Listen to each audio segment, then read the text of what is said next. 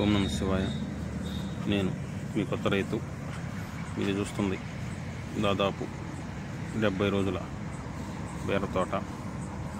6 కాపులు అయితే కటింగ్లు అయితే సరిగా వచ్చింది, కానీ 6 కట్టిన తర్వాత పూర్తిగా అధిక ఉష్ణోగ్రతకి, అధిక వేడికి ఈ విధంగా పిందెలన్నీ మళ్ళించుకోబోతూ ఉన్నాయి.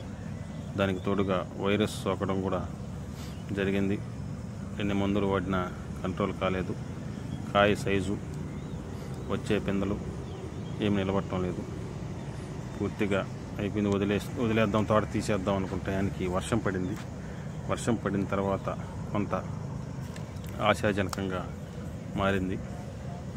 నేను ఇచ్చే సలహా ఏంటంటే, నాకు ఎదురైన సమస్య ఏంటంటే, ఈ అధిక ఉష్ణోగ్రత బీరపై చాలా ప్రభావం చూపిస్తుంది.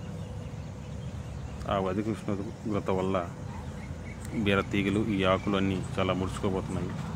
కొద్దిగా ఉన్న వైరస్ మొత్తం తోటంతా పాకింది. జరిగిన 6-7 కటింగ్లు అయితే కటింగ్కి 100 కేజీలు చొప్పున 6 క్వింటాలు, అంటే 600 కేజీ నుంచి 700 కేజీ దాకా వచ్చింది. బాగా మంచి కాపు, కాయ మంచి సైజు రావడం జరిగింది.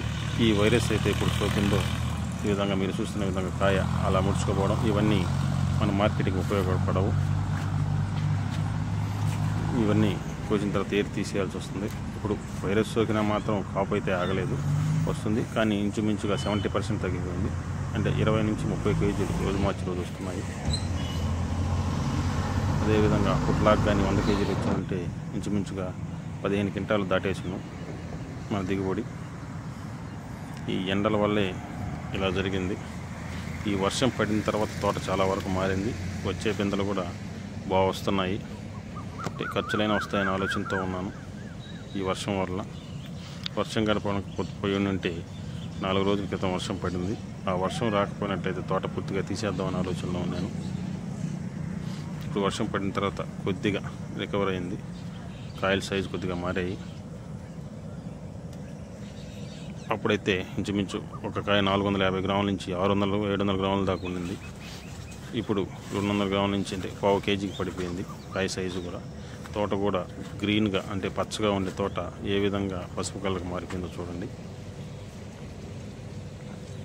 వచ్చిన పిందెలు చాలా వరకు 50% పిందెలు ఇలా ముడుచుకుపోయి గాలిపోతున్నాయి.